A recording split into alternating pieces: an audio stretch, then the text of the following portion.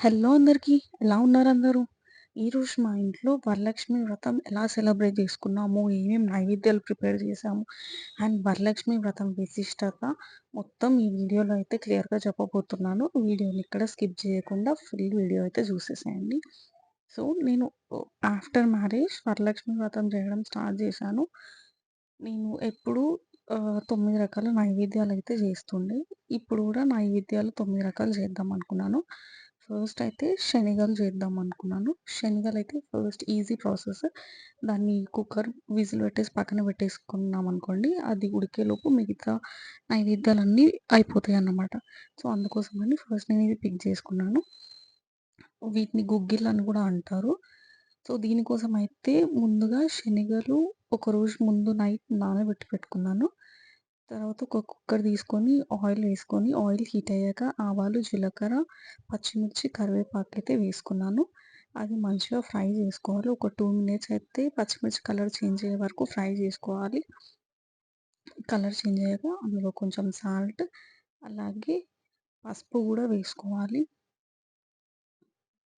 వేసుకొనైతే మంచిగా ఫ్రై చేసుకోవాలి. ఇందులో నేను ఆనియన్ ఇంకా అల్లం వేయట్లేదు. నైవేద్యాల కోసం గదా అని నేను అల్లం, ఆనియన్ ఎక్కడ యూజ్ చేయట్లేదు. కానీ వెల్లుల్లి వేసుకున్నాను. వెల్లుల్లి ఇట్లా దంచి వేసుకోండి. చాలా బావుంటుంది ఫ్లేవర్. వద్దనుకున్న వాళ్ళు స్కిప్ చేసుకోవచ్చు. ఇప్పుడు ఇందులోనే ముందుగా నానబెట్టి పెట్టుకున్న శనగలైతే వేసుకోవాలి. వాటర్ తీసేసి శనగలైతే వేసుకుంటున్నాను. ఈ శనగలు ఫస్ట్ ఆయిల్‌లోనే మంచిగా ఫ్రై అవ్వాలి. ఒక 5-10 మినిట్స్ ఆయిల్‌లోనే ఇట్లా ఫ్రై అయ్యాక మనం కుక్కర్ విజిల్ పెట్టుకోవాలి. ఇందులోనే ఇప్పుడు రుచికి సరిపడినంత కారం గూడా వేసేసుకోవాలి. ఏసుకొని మళ్ళీ ఫ్రై చేసుకోవాలి. ఇప్పుడు నేనైతే పులిహోర ఇంకా దద్దోజనం కోసం రైస్ సెపరేట్‌గా నానబెట్టి పెట్టుకుంటున్నాను. నేను బెల్లం అన్నం, దద్దోజనం, పులిహోర 3 చేస్తున్నాను. దద్దోజనం, బెల్లం అన్నంకి రైస్ ఒక బౌల్‌లో, పులిహోరకి సెపరేట్ బౌల్‌లో అయితే రైస్ పెట్టాను. సో, ఇప్పుడు మనకు శనగలయితే మంచిగా ఫ్రై అయిపోయినాయి. ఈ శనగలలో వాటర్ మునిగే వరకైతే వాటర్ వేసుకోవాలి. వేసుకొని కొంచెం కొత్తిమీర గూడా వేసేసుకొని కుక్కర్ విజిల్ అయితే పెట్టేసుకోవాలి. ఇంకొక 8-10 విజిల్లు ఖచ్చితంగా రావాలి. అట్లయితేనే ఉడికిపోతాయి. మనం నైట్ ఎంత నానబెట్టి పెట్టుకున్నా గూడా కుక్కర్‌లో ఇదంతా పట్టుకొని ఉడకడానికి ఖచ్చితంగా 8-10 విజిల్లయితే టైం పడుతుంది. అందుకే నేను ఫస్ట్ ఇది పెట్టేసుకొని మిగతా నైవేద్యాలు చేసుకుందామని చెప్పాననమాట. ఇప్పుడు కుక్కర్ విజిలయితే పెట్టేసుకున్నాను. ఇప్పుడు నేను నెక్స్ట్ పూర్ణాల కోసమయితే శనగపప్పు ఒక 3 గంటలు నానబెట్టుకున్నాను. ఇప్పుడు వాటర్ తీసేసాను. మళ్ళీ ఇది కుక్కర్‌లో వేసి ఫ్రెష్ వాటరయితే ఏస్తున్నాను. ఇందులో ఇప్పుడైతే ఏమి వేయము. కొంచెం వాటర్ వేసుకొని ఒక 3 విజిల్స్ వచ్చే వరకైతే ఉడకనిచ్చుకోవాలి పప్పు. దీని తర్వాత నేను వడల కోసం మినపప్పయితే నైటంతా నానబెట్టుకున్నాను. ఈ మినపప్పుని మనము ఒక మిక్సీ జార్‌లో వేసుకొని కొంచెం కొంచెంగా వాటర్ యాడ్ చేసుకుంటూ స్మూత్ పేస్ట్ అయితే చేసుకోవాలి. ఎక్కువ వాటర్ యాడ్ చేసుకోకండి. ఏసుకుంటే మొత్తం లూజ్‌గా అయిపోతుంది. మనకు వడలు పర్ఫెక్ట్‌గా రావు. చూపిస్తున్నాను గదా వీడియోలో అట్లా అయితే మిక్సీ పట్టుకోండి. ఇందులోనే ఉప్పు, అలాగే పెప్పర్ పౌడర్ అయితే వేసుకుంటున్నాను. అలాగే 2 స్పూన్ల సూజీ రవ్వ గూడా వేసుకున్నాను. ఈ రవ్వ వేయడం వల్ల యూజ్ ఏంటంటే ఆయిల్ అంతగా పీల్చుకోదు అండ్ క్రిస్పీగా ఉంటుంది. పెప్పర్‌కి బదులు మీరు పచ్చిమిర్చి వేసుకున్నా ఏం గాదు. కానీ పెప్పర్ వేసుకుంటే సేమ్ మనకు టెంపుల్ స్టైల్‌లో లాగా వస్తుంది. ఒక పక్కన అక్కడ నేను రైస్ అయితే ఉడకబెడుతున్నాను. దద్దోజనం ఇంకా బెల్లమన్నం కోసం. ఇటు సైడ్ అయితే బెల్లం తురిమి పెట్టుకున్నాను. వడపప్పు కోసం అయితే పెసరపప్పు నానబెట్టేసుకుంటున్నాను. ఈ పెసరపప్పు ఒక హాఫ్ అన్ అవర్ నానిపోతే సరిపోతుంది వడపప్పు కోసం. ఇక్కడ శనగపప్పు గూడా 2, 3 విజిల్స్ అయితే వచ్చేసినాయి. ఆల్మోస్ట్ కుక్ అయిపోయింది. నేను అది స్టవ్ అయితే ఆఫ్ చేసేసాను. ఇక్కడ బెల్లం అన్నం ఇంకా దద్దోజనంకైతే అన్నం బాగా ఉడికిపోయింది. ఇట్లా మెత్తగా ఉడకాలి. ఇందులో నేను ఒక గ్లాస్ బియ్యంకి 3 గ్లాసుల వాటర్ తీసుకున్నాను. సో, మీరు వాటర్ ఎక్కువ తీసుకుంటే ఇట్లా ముద్ద ముద్దగా వస్తుంది. ఇందులోనే బెల్లం అన్నం దద్దోజనం చేయడానికి ఇట్లుంటేనే పర్ఫెక్ట్‌గా వస్తుంది. లేదు పుల్లలు పుల్లలుగా ఉంటే అసలు మనం చేసుకోలేం. ఇది వచ్చేసరికి దోస పిండి. నేను ముందు రోజు నైట్ ఒక 3 గంటలు మినపప్పు, బియ్యం నానబెట్టుకొని నైటే రుబ్బి పెట్టుకున్నాను. అది పూర్ణాల కోసం అని జెప్పేసి పక్కన పెట్టుకున్నాను. ఇక్కడ రైస్ గూడా పర్ఫెక్ట్‌గా కుక్ అయిపోయింది. దీన్ని నేను దద్దోజనం కోసం హాఫ్ అయితే డివైడ్ చేసుకుంటున్నాను. హాఫ్ అయితే తీసి పెట్టుకున్నాను. ఇప్పుడు ఇందులోనే స్టవ్ అప్పుడే ఆఫ్ చేయలేదు నేను. ఇందులోనే బెల్లం తురిమి పెట్టుకుంది వేసేసుకోవాలి. బెల్లం క్వాంటిటీ కొంచెం ఎక్కువనే పడుతుంది. ఒక కప్పు రైస్‌కి 2 కప్పుల బెల్లం అయితే పడుతుంది. ఆ రైస్ ఫ్లేవర్ ఎక్కువ రాకుండా అది చాలా డామినేట్ చేస్తుంది. అట్లా ఉండొద్దు అంటే బెల్లం కొంచెం ఎక్కువగానే ఏసుకోవాలి. ఏసుకుంటేనే బావుంటుంది. సో, ఇట్లనైతే నేను బెల్లం వేసుకున్నాను. అక్కడక్కడ పీసెస్ లాగా ఉంది కదా! ఇదంతా మెల్ట్ అవ్వాలి అంటే మూత పెట్టేసుకొని స్లో ఫ్లేమ్‌లో ఒక 5 మినిట్స్ కుక్ చేసుకుంటే అది మొత్తం మెల్ట్ అయిపోతుంది. సో, నేనిక్కడ దద్దోజనం కోసం అన్నం అయితే ఇట్లా మెత్తగా గరిటెతోటి ఆహ్, స్మూత్ పేస్ట్ లాగా అయితే చేసేసుకున్నాను. ఇందులో పెరుగైతే వేసుకోవాలి. పెరుగు కూడా క్వాంటిటీ ఏంటంటే మనం ఒక కప్పు రైస్‌కి 3 కప్పుల పెరుగు, అలాగే హాఫ్ గ్లాస్ వాటర్ అయితే వేసుకోవాలి. లేదు అంటే పాలు గూడా వేసుకోవచ్చు. నేను పాలు స్కిప్ చేసి వాటర్ అయితే వేసుకున్నాను. మనం అట్లే వేసుకుంటేనే దద్దోజనం బావుంటుంది. ఇక్కడ పులిహోర కోసం రైస్‌లో ఆయిల్ ఇంకా సాల్ట్ ఏసుకొని ఉడకబెట్టుకుంటున్నాను. నెక్స్ట్ అయితే ఘీ వేసుకొని డ్రై ఫ్రూట్స్ అయితే ఫ్రై చేసుకున్నాను బెల్లం అన్నంలో వేసుకోవడానికి. బెల్లం అన్నంలో అలాగే ఇలాచీ పౌడర్ గూడా వేసేసుకున్నాను. ఆల్మోస్ట్ బెల్లం అన్నం కుక్ అయిపోయింది. ఇందులోనే డ్రై ఫ్రూట్స్ వేసేసుకుంటున్నాను. ఘీతో పాటు. సో, బెల్లం అన్నం ఒక డిష్ అయితే అయిపోయింది. ఒక నైవేద్యం అయిపోయింది. పర్ఫెక్ట్‌గా కుక్ అయిపోయింది. నెక్స్ట్ పూర్ణాల కోసం శనగపప్పు ఉడకబెట్టుకున్నాను గదా! అదైతే మెత్తగా రుబ్బుకొని ఇందులోనే టేస్ట్‌కి సరిపడినంత బెల్లం వేసుకోవాలి. ఒక కప్ దీనికి కూడా శనగపప్పు ఒక కప్ అయితే 2 కప్పుల బెల్లం వేసుకోవాలి. లేదంటే షుగర్ గూడా వేసుకోవచ్చు. ఇందులోనే కొంచెం ఇలాచీ పౌడర్ గూడా వేసేసుకోండి. నేను నెక్స్ట్ అయితే సేమియా కోసం మళ్ళీ బౌల్ పెట్టుకొని ఇందులో ఘీ వేసుకున్నాను. ఇందులో కట్ చేసి పెట్టుకున్న డ్రై ఫ్రూట్స్ అయితే వేసుకొని ఫ్రై చేసుకుంటున్నాను. మంచిగా డ్రై ఫ్రూట్స్ అయితే ఫ్రై అయిపోయినాయి. నెక్స్ట్ అయితే ఇందులో సేమియా గూడా వేసేసుకున్నాను. సేమియా అయితే మంచిగా కలర్ చేంజ్ అయ్యే వరకైతే ఫ్రై చేసుకోవాలి. నెక్స్ట్ ఆహ్, పాలైతే పెట్టుకున్నాను. పాలు మంచిగా బాయిల్ అవ్వాలి. బాయిల్ అయ్యేటప్పుడైతే షుగర్ ఏసుకోవాలి. సో, ఇంకా నేను కుక్కర్ విజిల్ అయితే తీసేసుకున్నాను శనగలు. నాకు 8 విజిల్లు వచ్చినాయి గానీ వాటర్ ఉన్నాయి. వాటర్ అవన్నీ పోవాలి అంటే హై ఫ్లేమ్‌లో పెట్టేసి మూత తీసేస్తే వాటర్ అంతా ఎళ్ళిపోతాయి.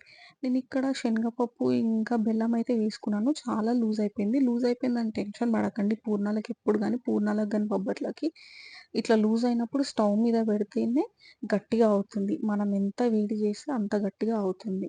సో, టెన్షన్ పడాల్సిన అవసరం లేదు. ఇక్కడ అయితే నేను దద్దోజనం కోసం ఒక బౌల్ పెట్టుకొని ఆయిల్ అయితే హీట్ చేసుకున్నాను తాలింపుకి. ఆయిల్ హీట్ అయ్యాక ఆవాలు, జీలకర్ర అయితే వేసేసుకున్నాను. కావాలంటే శనగపప్పు, మినపప్పు కూడా వేసుకోవచ్చు. నెక్స్ట్ అయితే ఎండుమిర్చి, ఎండుమిర్చి కూడా ఫ్రై అయిపోయాక కరివేపాకు, అలాగే కొంచెం పెప్పర్ పౌడర్ కూడా వేసుకున్నాను. పెప్పర్ వద్దనుకున్న వాళ్ళు పచ్చిమిర్చి కూడా వేసుకోవచ్చు. కానీ ఇది టెంపుల్ స్టైల్‌లో వస్తుంది మనకి. అందుకని నేను పెప్పర్ ఏసుకున్నాను. ఈ తాలింపుని డైరెక్ట్‌గా పెరుగన్నంలో వేసుకున్నాను. చూసారు కదా! పెరుగన్నం ఎంత సాఫ్ట్‌గా చాలా బావుంది ఇదైతే టేస్ట్. మంచిగా కలిపేసుకొని పక్కనైతే పెట్టేసుకున్నాను. నెక్స్ట్ వచ్చేసి పాలైతే బాయిల్ అయిపోతున్నాయి. ఇందులో నేను షుగర్ ఏసేసుకున్నాను. షుగర్ గూడా ఏసేసుకొని మంచిగా బాయిల్ అయిపోయాక సేమియా అయితే రెడీ చేసుకోవచ్చు. ఇక నేను పులిహోర కోసమని మళ్ళీ బౌల్ పెట్టుకొని ఆయిల్ అయితే హీట్ చేసుకుంటున్నాను.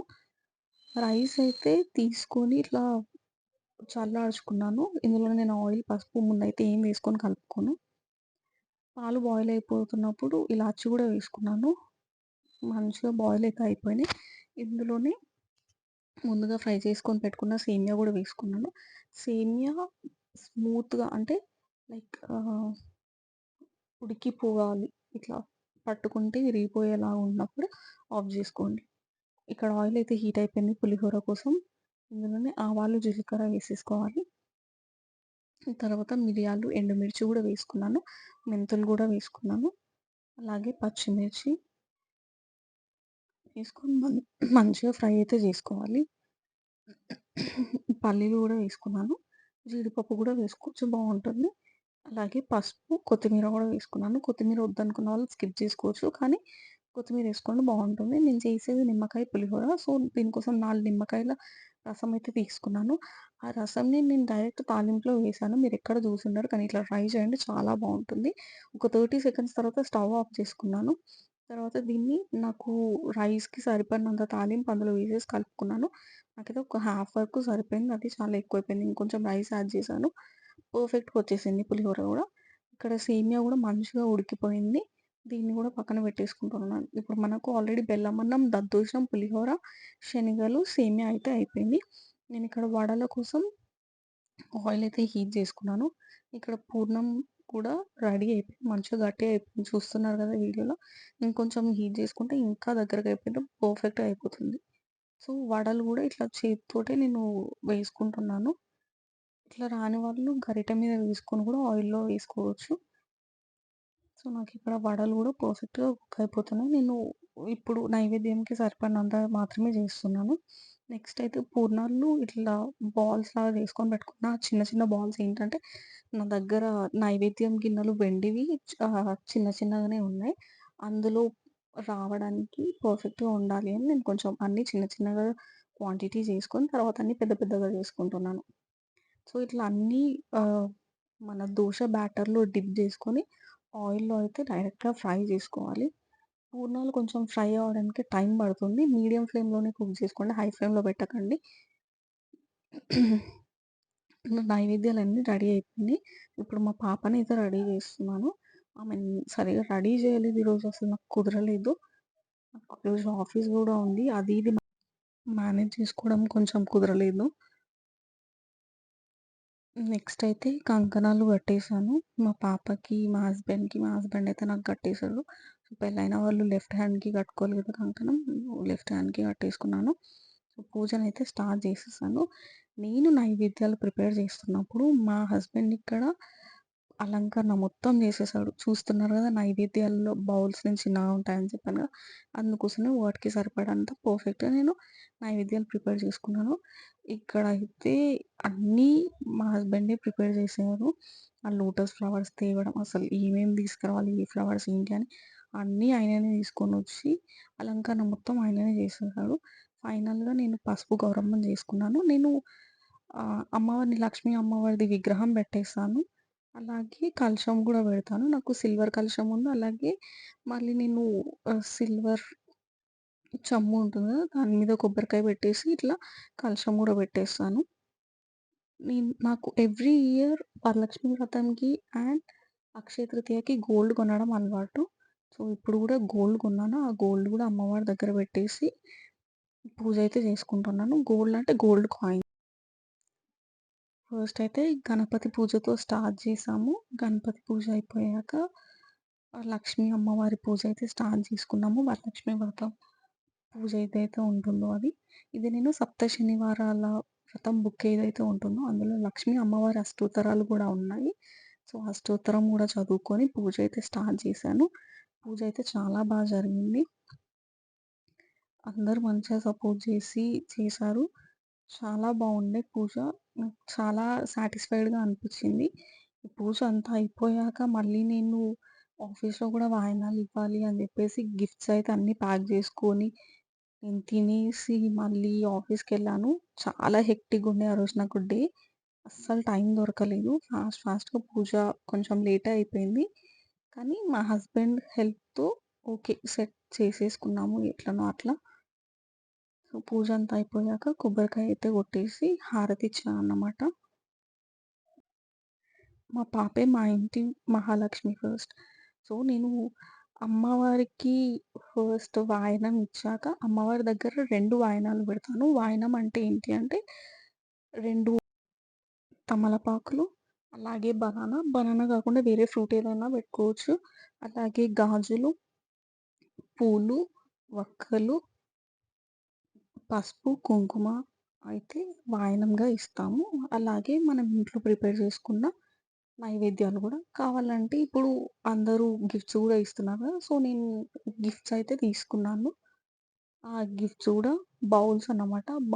ట్రే బౌల్స్ అవి గూడా పెట్టిచ్చాను. నేను యాక్చువల్‌గా వీడియో ఆహ్, చూపించలేదు. అది స్కిప్ అయిపోయింది.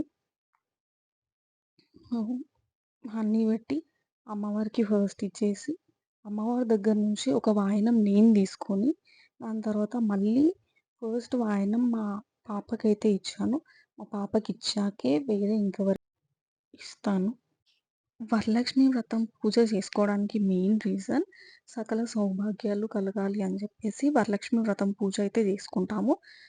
ఫస్ట్ వరలక్ష్మి వ్రతం స్వయంగా లక్ష్మీ అమ్మవారే చారుమతి అనే వ్యక్తికి వివరించి ఎట్లా పూజ చేయాలి అనేది, ఎట్లా చేసుకుంటే బావుంటుంది అని చెప్పాక, ఆ పూజని ప్రపంచంలో అందరికీ తెలియజేయాలి.